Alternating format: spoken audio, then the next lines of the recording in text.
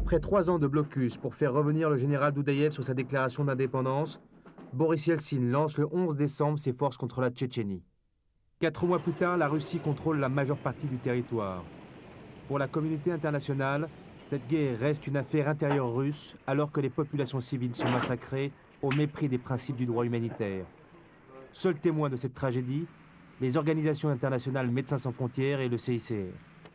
Après avoir détruit Grozny, l'armée russe pilonne intensivement Argoun, Chali, Goud-Hermès, Chatoï, Chamaski, repoussant les Tchétchènes vers les montagnes du Caucase. Villages réduits en cendres, civils massacrés. Au cours des combats, Médecins sans frontières soignent un grand nombre de civils dans les hôpitaux de Vidino, Chatoï et Kourtchaloï.